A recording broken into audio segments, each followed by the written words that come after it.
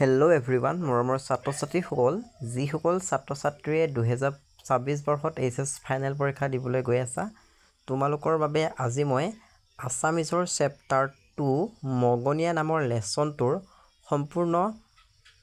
লেছনটো আজি আমি ডিছকাছ কৰিম চ' ভিডিঅ'টো স্কিপ নকৰিবা ভিডিঅ'টো স্কিপ নকৰাকৈ আৰম্ভণিৰ পৰা শেষলৈকে চাই যাবা চেনেলটো যদি ছাবস্ক্ৰাইব কৰা নাই এনেকুৱা ধৰণৰ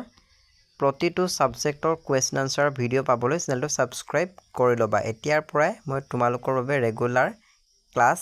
লৈ আহিম সো তোমালোকে চেনেলটো ছাবস্ক্ৰাইব কৰি ল'বা আৰু ভিডিঅ'বোৰ ৰেগুলাৰ চাই যাবা তোমালোকে যদি আমাৰ WhatsApp গ্ৰুপত জয়েন হোৱা নাই এই ভিডিঅ'টোৰ ডেসক্ৰিপচনত WhatsApp গ্ৰুপৰ লিংক দিয়া আছে তোমালোকে ক্লিক কৰি জয়েন হৈ ল'ব পাৰিবা আৰু তোমালোকে যদি আমাৰ কোৰ্সটো লোৱা নাই আমাৰ কোৰ্সটো ল'ব পাৰিবা আমাৰ কোৰ্সটোৰ পৰা পৰীক্ষাত 95% কমন আহে যোৱাবাৰো আহিছে আৰু এইবাৰো তোমালোকৰ পৰীক্ষাত কমন আহিব যদি তোমালোকে আমাৰ কোৰ্সটো ল'ব বিচৰা সোনকালে এই নম্বৰটোত SMS কৰা আমি তোমালোকক সেই কোৰ্সটো WhatsAppত দি দিম আমাৰ কোৰ্সত তোমালোকে ইংলিছৰ কোৰ্স ল'ব পাৰিবা আৰু লগতে আছামিজৰ এডুকেশ্যন পলিটিকেল সায়েন্স আৰু এন্থ্ৰোপলজি জিওগ্ৰাফি এইকেইটা কোৰ্স ল'ব পাৰিবা যদিহে এই কোৰ্স কেইটা লাগে তেন্তে তোমালোকে সোনকালে মেছেজ কৰা আমি তোমালোকক এই কোৰ্স কেইটা দি দিম ঠিক আছে সো আহা আজিৰ ভিডিঅ'টো আৰম্ভ কৰো আজি মই তোমালোকৰ বাবে মগনীয়া নামৰ লেছনটো লৈ আহিছো এই মগনীয়া নামৰ কবিতাটি ভালদৰে চাই যোৱা মগনীয়া নামৰ কবিতাটি কোনে লিখিছিলে যতীন্দ্ৰনাথ দুৱৰাই লিখিছিলে সো তোমালোকৰ পাঠৰ মাজৰ প্ৰশ্ন আহিব পৰীক্ষাত মই কৈ যাম চাই যাবা প্ৰথমতে দিয়া আছে কথা কবিতা 19 শতিকাৰ এক উল্লেখযোগ্য সৃষ্টি সব পৰীক্ষাত আহে এইটো প্ৰশ্ন যে কথা কবিতা কোন শতিকাৰ এক উল্লেখযোগ্য সৃষ্টি সো ইয়াৰ উত্তৰটো হ'ব কথা কবিতা 19 শতিকাৰ এক উল্লেখযোগ্য সৃষ্টি সো ভেৰি ইম্পৰ্টেন্ট হয় পৰীক্ষা কিন্তু এইটো প্ৰশ্ন আহি থাকে ৰুছ সাহিত্যিক আইভান তুৰ্গেনিভক ইয়াৰ জনক বুলি কোৱা হয় সো পৰীক্ষাত আহিব যে কথা কবিতাৰ জনক বুলি কাক কোৱা হয় আৰু ইয়াৰে উত্তৰটো হ'ব ৰুছ সাহিত্যিক আইভান তুৰ্গেনিভক ইয়াৰ জনক বুলি কোৱা হয় তোমালোকে কাঠ পেন্সিলেৰে দাগ মাৰি যাবা তাৰ পিছত দিয়া আছে যে যতীন্দ্ৰনাথ দুৱৰাই কোনখন পুথি লিখিছিলে এডখতে প্ৰশ্ন হ'ব যে যতীন্দ্ৰনাথ দুৱৰাই কোনখন পুথি লিখিছিলে ইয়াৰে উত্তৰটো হ'ব কথা কবিতা নামৰ পুথিখন লিখিছিলে সো ইয়াতে উত্তৰবোৰ ধুনিয়াকৈ দিয়া আছে গতিকে মই গুটেবোৰ পঢ়ি নাযাও যিখিনি মেইন ইম্পৰ্টেন্ট কোৱেশ্চন বনিব সেইখিনি মই তোমালোকক পঢ়ি দিম তাৰ পিছত তোমালোকে লেখকৰ পৰিচয়ৰ পৰা এইখিনি চাব লাগিব যে যতীন্দ্ৰনাথ দুৱৰাৰ জন্ম ক'ত হৈছিলে ইয়াত ধুনিয়াকৈ আছে যে 1892 চনত শিৱসাগৰৰ আমোলাপট্টিত যতীন্দ্ৰনাথ দুৱৰাৰ জন্ম হৈছিলে সো এইখিনি তোমালোকে চাবা আৰু মৃত্যু ক'ত হৈছিলে তেখেতে কি পঢ়িছিলে সেইখিনি কথা তোমালোকে জানিব লাগিব সো ভালদৰে চাবা এইখিনি তোমালোকে পঢ়িবা লগতে এই লেছনটো ভালদৰে তোমালোকে পঢ়ি লবা কথা কবিতাৰ নামৰ লেছনটোত কাৰ কথা কোৱা হৈছে সেই কথাখিনি তোমালোকে নিশ্চয় জানা মই আৰু এদিন বাৰু তোমালোকক এই মূল ভাৱটো ধুনিয়াকৈ কৈ দিম তেতিয়া তোমালোকে নিশ্চয় বুজি পাবা আৰু তোমালোকে লেছনটো ভালদৰে পঢ়িবা তেতিয়া নিশ্চয় বুজি পাবা আৰু ইয়াতে তোমালোকৰ শব্দ অৰ্থ আছে যেনে মগনীয়াৰ মানে কি সেইটো তোমালোকে লিখিব লাগিব তোমালোকৰ পৰীক্ষাত শব্দ অৰ্থ কিন্তু আহিব তোমালোকৰ ফাইনেল পৰীক্ষাত শব্দ অৰ্থ 3টা বা 4টা আহে গতিকে তোমালোকে এই শব্দ অৰ্থবোৰ চাবা প্ৰথমটো দিয়া আছে মগনীয়াৰ সো মগনীয়াৰ মানে কি মগনীয়াৰ শব্দৰ অৰ্থ হৈছে মাগী খাউতা বা ভিক্ষাৰী বুলি কোৱা হয় এইটো কিন্তু পৰীক্ষাত আহি থাকে গতিকে এইটো ইম্পৰ্টেন্ট হয় তাৰ পিছৰটো দিয়া আছে উখহা মানে হৈছে উফন্দি উঠা বা গাৰ মঙহ আদি ফুলি উঠা এইটো ইম্পৰ্টেন্ট হয় তাৰ পিছত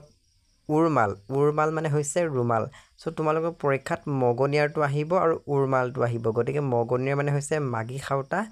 যাক কোৱা হয় ভিক্ষাৰী সেইজনক কোৱা হয় মগনীয়া আৰু উৰমাল মানে হৈছে ৰুমাল গতিকে মগনীয়াৰ আৰু উৰমাল এই দুটা শব্দ অৰ্থ তোমালোকে চাব লাগিব পৰীক্ষাত আহিব তাৰ পিছত এইকেইটা প্ৰশ্ন দিয়া আছে প্ৰথমটো চোৱা অসমীয়া সাহিত্যৰ প্ৰথম কথা কবিতা ৰচনা কৰা কবিগৰাকী কোন ইয়াৰে উত্তৰটো হ'ব যতীন্দ্ৰনাথ দুৱৰা সো কথা কবিতা কোনে লিখিছিলে এইবোৰ ভালদৰে তোমালোকে জানিব লাগিব ইয়াৰে উত্তৰটো হ'ব যতীন্দ্ৰনাথ দুৱৰা 2 নম্বৰটো হ'ল কবি যতীন্দ্ৰনাথ দুৱৰাৰ জন্ম কিমান চনত হৈছিল আমি ইতিমধ্যে পাইছিলোঁ যে কবি যতীন্দ্ৰনাথ দুৱৰাৰ জন্ম কেতিয়া হৈছিলে এইটো চোৱা 1892 চনত কবি যতীন্দ্ৰনাথ দুৱৰা জন্ম হৈছিল আমি পাইছিলোঁ যে যতীন্দ্ৰনাথ দুৱৰাৰ জন্ম কিমান চনত হৈছিলে 1892 চনত জন্ম হৈছিল আমি পাইছিলোঁ চোৱাচোন যতীন্দ্ৰনাথ দুৱৰাৰ জন্ম কেতিয়া হৈছিলে এইটো দেখিছা 1892 চনত 1892 চনত তেখেতৰ জন্ম হৈছিলে ঠিক আছে এয়া দিয়া আছে 1892 চনত শিৱসাগৰৰ আমোলাপট্টিত তেখেতৰ জন্ম হৈছিলে গতিকে তোমালোকে ধুনীয়াকৈ লেসনবোৰ পঢ়িবা আনসাৰবোৰ পাই যাবা তাৰ পিছৰ প্ৰশ্নটো হ'ল 3 নম্বৰ যতীন্দ্ৰনাথ দুৱৰাক কি কবি বুলি কোৱা হয় আমি নিশ্চয় জানো যে যতীন্দ্ৰনাথ দুৱৰাক বনফুলৰ কবি বুলি জনা যায় গতিকে এইবোৰ ভালদৰে পঢ়িবা আনসাৰবোৰ পাই যাবা উমৰ তীৰ্থ পুথিখন কোনখন পুথিৰ ভাৱানুবাদ ইয়াৰে উত্তৰটো হ'ব ফাৰ্চী সুফি কবি উমৰ খায়ামৰ ৰুবায়ত কোনখন পুথি ৰুবায়ত পুথিৰ ভাৱানুবাদ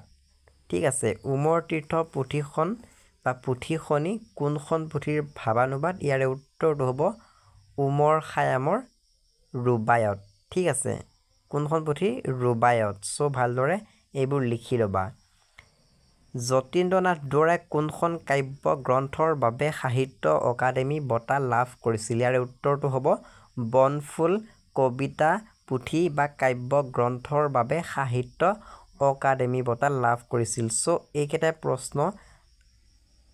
বহুত ইম্পৰ্টেন্ট হয় তোমালোকৰ পৰীক্ষাত কিন্তু এইবোৰ প্ৰশ্ন আহিব তাৰ পিছত তোমালোকে জানিব লাগিব কথা কবিতা বুলিলে কি বুজা ইয়াৰ দুটা বৈশিষ্ট্য লিখা কবিতা আৰু কথা কবিতাৰ মাজৰ পাৰ্থক্য লিখা পৰীক্ষাত এইবোৰ আহে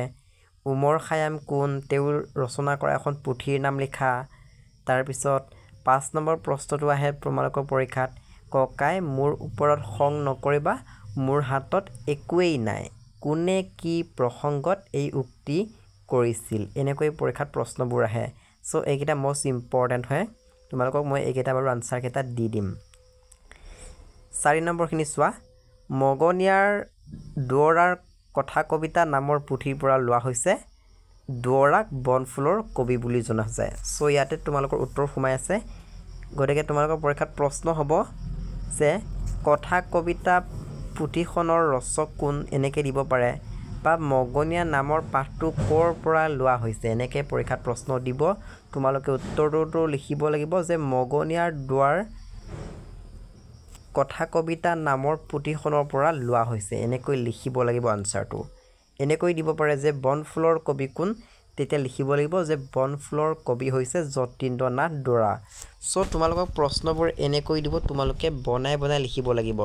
ঠিক আছে সো এইকেইটাই হৈছে ইয়াৰ আনসাৰ আৰু মই তোমালোকক ইয়াৰ আনসাৰ কেইটা বেলেগ এটা ভিডিঅ'ত মই তোমালোকক ধুনীয়াকৈ লিখি দিম তোমালোকে সেই ভিডিঅ'টো চাবা তেতিয়া তোমালোকে টেনচন কৰিব নালাগে ঠিক আছে সো তোমালোকে কি কৰিবা এই পাঠটো ভালদৰে পঢ়িবা এই পাঠটো যদি তোমালোকে পঢ়া তেন্তে তোমালোকে নিশ্চয় এটা ভাল মাৰ্কস পাব পাৰিবা ঠিক আছে সো মই তোমালোকক এই লেসনটো দি দিম ধুনীয়াকৈ পঢ়িবা